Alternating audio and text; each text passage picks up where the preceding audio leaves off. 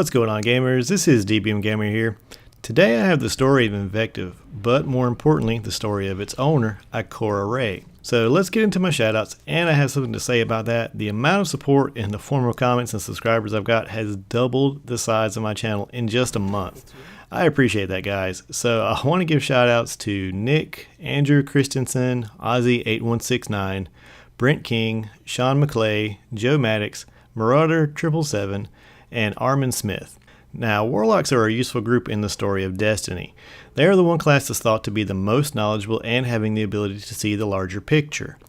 The Warlock Ikora Rey is one of the leaders of the Vanguard. Her role is that of a mentor of young Warlocks and as a needed advisor on the consensus. But it wasn't always like that. There actually was a time when Ikora was one of the most brash and outspoken Warlocks around. Here's a shot of what Ikora Rey looked like back in those days. As an iconoclastic new guardian, she made a reputation in the Crucible and in the halls of the Warlock Scholarship as an outspoken, unrelenting opponent with no patience for dogma or even etiquette. Now, Warlocks are known as a fairly diplomatic bunch unless push comes to shove. Well, when that moment happened, Ikora Rey leaned on one of the best crutches in the game, a shotgun called Invective.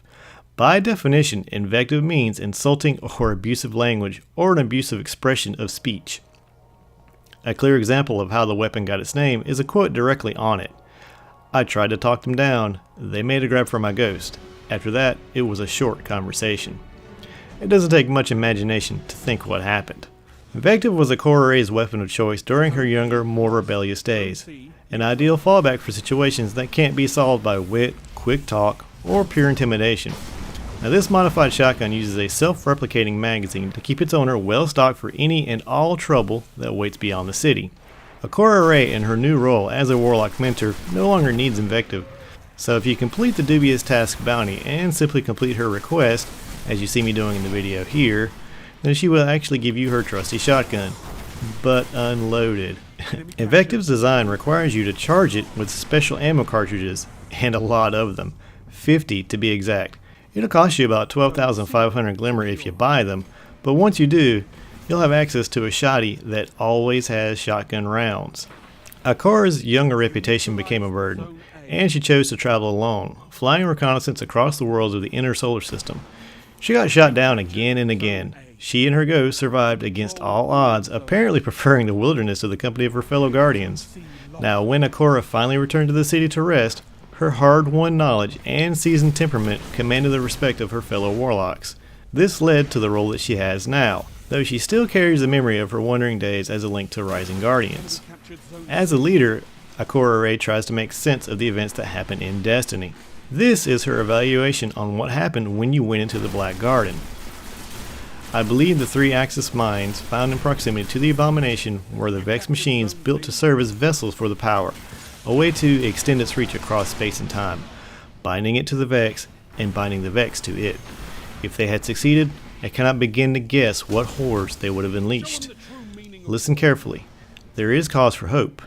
When endangered, the Abomination acted these vessels and defended itself. This tells us that it was threatened. Whatever it was, Guardians can harm it. And it activated only a single vessel at a time. Its strength was limited. Whatever it intended, it was not yet ready. We must assume the Abomination was part of something greater, and we cannot flinch from the terrible, obvious comparison. Just as the Traveler acts through us, this power was able to act through its own servants. Let us be wary, there may be other Abominations and other vessels.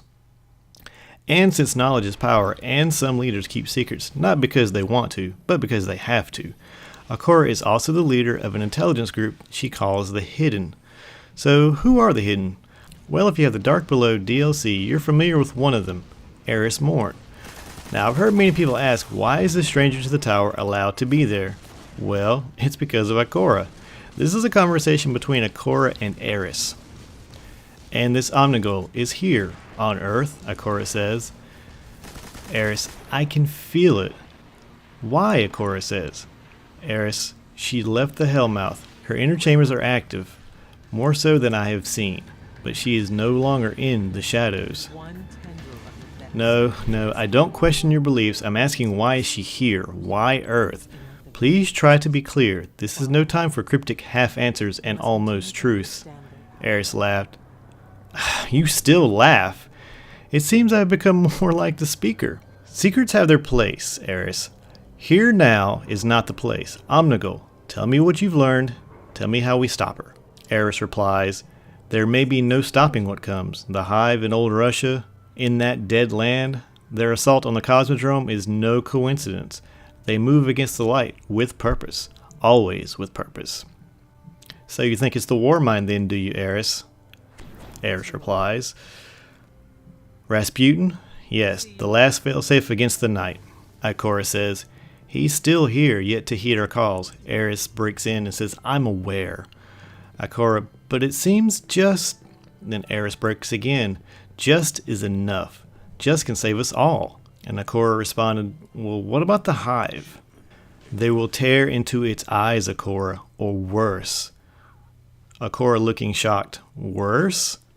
Then Eris spoke, the dust and bone and horror in their existence is simply what they are. But it does not negate their ageless intelligence.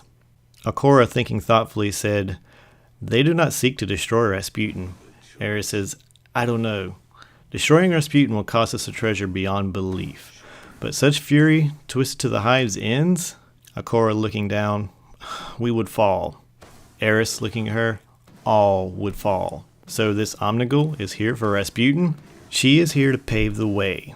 Ikora looking almost fearful for Crota? Eris replied, that could be just the beginning.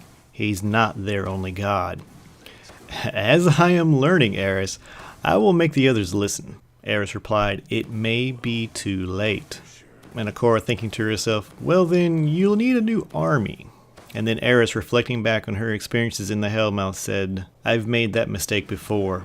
Ikora stops her and says, you saved us all, your sacrifice. Eris breaks her phrase, I am still here. My sacrifice was, Ikora, enough. And I should ask new heroes to fall, as they did? And Ikora almost citing a Guardian phrase, it is why we were reborn in the light. At which Eris replied sadly, my light is all but gone. Ikora thoughtfully touched her and said, cherish what remains, but know that you have done enough. Your time in the shadows, I can't fathom. Eris looked up and said, my role among the hidden was an honor. Ikora stopped her short. None would argue that, but it's had its cost. Your place is to gather the understanding we need to wage these wars, but your own war is long done. Let those prepared to fight, fight. But what if they die? Eris replied. Ikora said calmly, none who walk these towers is afraid, and Rasputin must not fall. Then Eris stopped for a moment and then replied, then Omnigul must be stopped. Two goals that appear to be one and the same. So I am here to stay? Ikora looked at her.